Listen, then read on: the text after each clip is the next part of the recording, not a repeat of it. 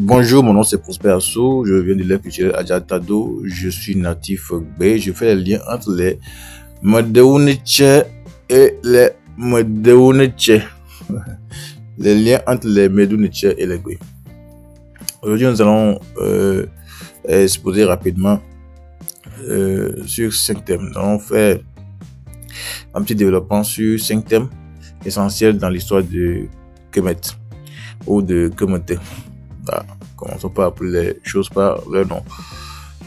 Voilà, le mot Nkhasi, voilà, Nkhasi comme ça se prononce par les égyptologues, est un terme utilisé par les Kemtiou pour désigner les Couchites.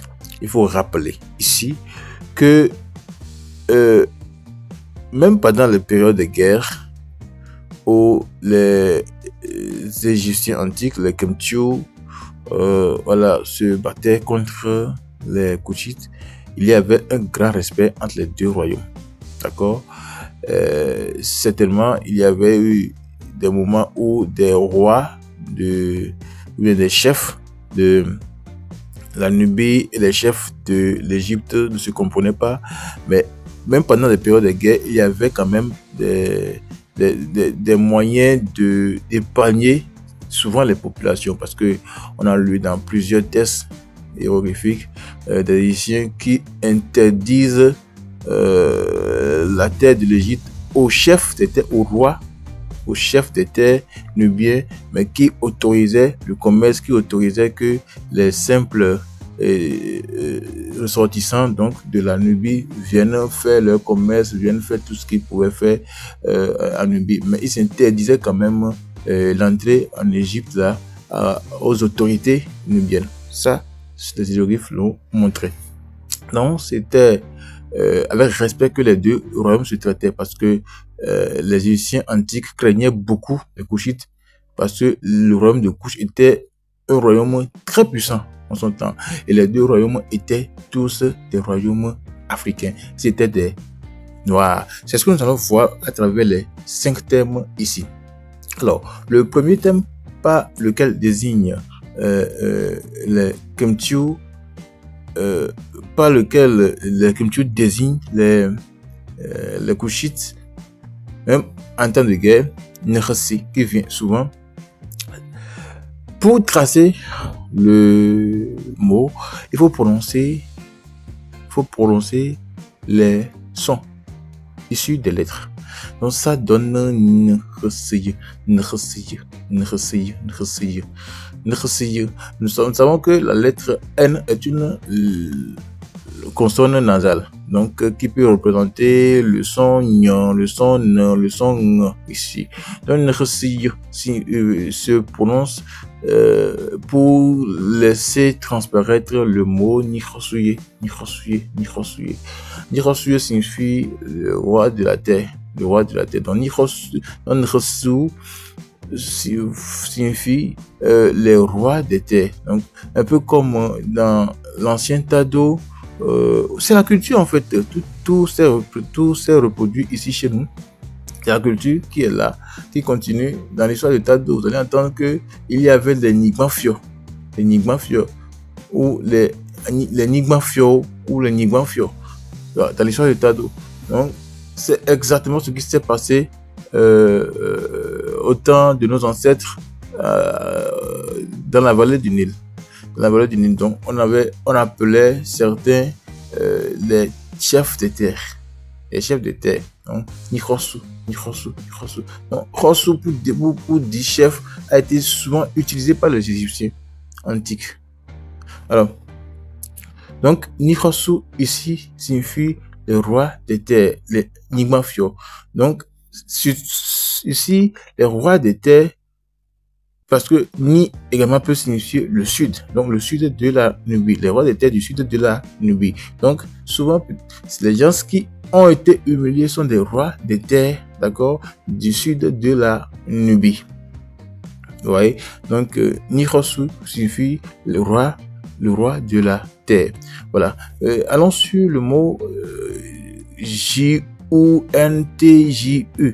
Donc ici le son qui vient de la lettre J, c'est J. Le son qui vient de la lettre U, c'est WU. Le son qui vient de la lettre N, c'est N. Le son qui vient de la lettre T, c'est T. C'est T. Le son qui vient de la lettre J, c'est J.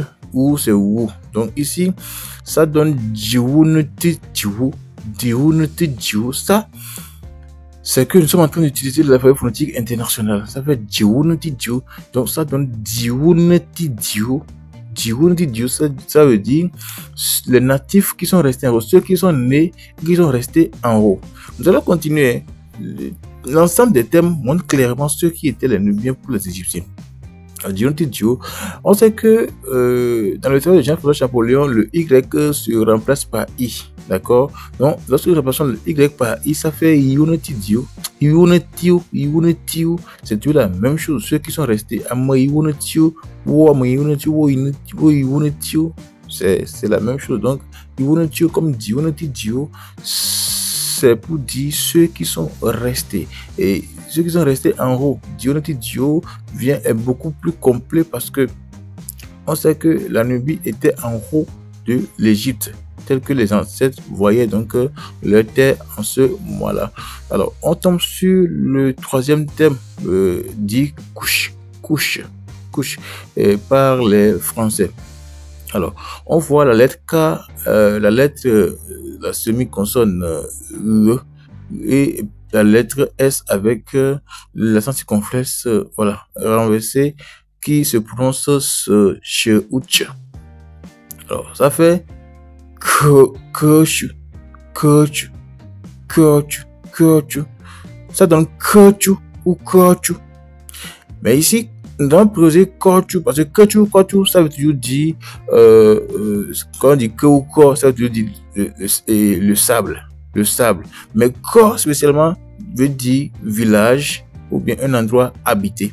Alors, quand on dit Kochu ou Kosu ou Koshu, chez nous, en Gbé, ça veut dire un érudit du village. Kochu Wenilo. Et alors, Kochu Enyam, c'est un érudit du village. Quelqu'un, quand on le voit, on sent le village à travers lui. Quelqu'un qui s'est imprégné de tout ce qu'il y a au village. Celui qui peut t'enseigner le village. Donc, Kochu veut dire l'érudit du village. Les érudits, c'est pour ça qu'on appelle les Nubiens antiques les Kochu. Là, on sait que Couche, c'est l'histoire de Couche, c'est le noir, c'est quelqu'un de très puissant, tout ça là. Donc voilà. Donc Kochu veut dire l'érudit du village. De quel village? On a vu Niroso, les chefs de terre. On a vu Iwonetidio, ceux qui sont restés en haut, mais Iwonetio, ceux qui sont restés. On a vu Kochu, les érudits du village. Alors, comment est-ce que les Égyptiens antiques appelaient donc la Nubie? Ils appellent la Nubie Wowot Teseti. Alors, Wowote, parce que nous avons W. Le son qui sort de W, c'est W. Vous savez, Wowote, Teseti. Wowote, lorsqu'on prononce Wowote, le mot qui sort, c'est Wowote. Le premier mot, c'est Wowote. Wowo veut dire faire. Et ça dit, Wowo veut dire l'action de former, action de fabriquer, action de créer. Donc, Wowote signifie la terre de naissance. La terre de naissance, parce que les mêmes Égyptiens appelaient pas le ventre de la femme Mowote. Oui, Mowote Reni Fou. Mowote Reni Fou. C'est-à-dire, quand on parle de la grossesse, c'est pour dire que le ventre de la mère est là où se forme l'être humain. Voilà, c'est comme ça que les Égyptiens antiques désignaient le ventre de la femme, ou bien la grossesse, comme étant l'endroit où se forme l'être humain. Alors, donc on voit clairement ici que Wowote ici signifie terre de naissance. Oui, donc les Égyptiens antiques considéraient donc la Nubie comme était leur terre de naissance.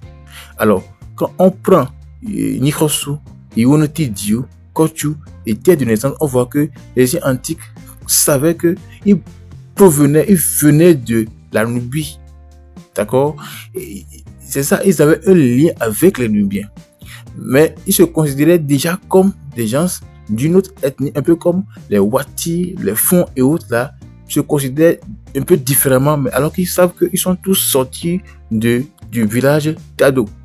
C'est exactement la même chose. Vous allez voir qu'il y avait un grand respect entre les deux royaumes et c'était des royaumes très puissants. D'accord?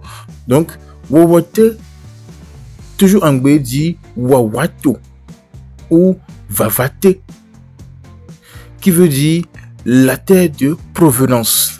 Vous voyez un peu la terre de provenance. Niroso, les chefs des terres, Unity Dio, des natifs qui sont restés en haut, c'est-à-dire en Nubie, ou Unity, ceux qui sont restés, Kochu, les érudits du village, Bowote, la terre de présence, la terre de provenance. Alors, comment est-ce que les Égyptiens antiques appelaient alors les gens de l'autre côté? Les gens des terres du Levant qu'on appelle là, les Assyriens, les gens là. Ils les appelaient les Kresout,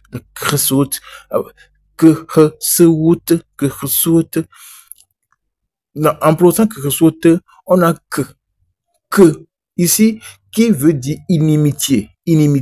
Alors on a Hosu, avec Hosu, les chefs de l'inimitié, d'accord? Que Hosu, chef ennemi, chef de l'inimitié, donc chef ennemi. Donc quand on dit que Hosu, la terre des chefs ennemis. Vous voyez? Donc voilà comment les Égyptiens antiques appelaient les Nubiens. Voilà comment les Égyptiens antiques appelaient les gens de l'autre côté de leur frontière. Mais pour traduire les hiéroglyphes, comme ce sont les faiseurs de l'histoire qui sont concernés par ces choses, ils ont transformé les sens des choses pour dire que Hosu veut dire étranger, d'accord? Et ils ne savaient même pas, ils ne pouvaient même pas dire très clairement ce que signifiait Nirsi, Ligunutiu, Koshu ou Wawat, Terseti. Terseti ou Terseti, ils l'ont défini comme étant quoi? La terre du lac. Bien sûr. Pourquoi est-ce que le terme la terre du lac sort pour représenter Terseti? Ou bien pour définir le mot Terseti? C'est parce que lac était quelque chose de très symbolique pour les Nubiens. Et ce qui est appelé Seti, c'est la lance, le bois que l'on lance et qui vient percer l'ennemi. Donc, Seti pour dire, c'est le bois de la loi. Vous voyez un peu? C'est pour ça qu'on dit Wawate Taseti. Le pays de la provenance, la terre du bois de la loi. Vous voyez un peu? C'est comme ça que les Égyptiens appelaient la Nubie. Donc, avec les B, vous comprenez correctement l'histoire de l'Égypte antique. L'Égyptien antique n'a pas disparu. Nous parlons bien l'Égyptien antique chez nous. Et je pense que c'est le moment de raconter l'histoire de l'Égypte aussi glorieusement que cela n'a jamais été. Mirote peu.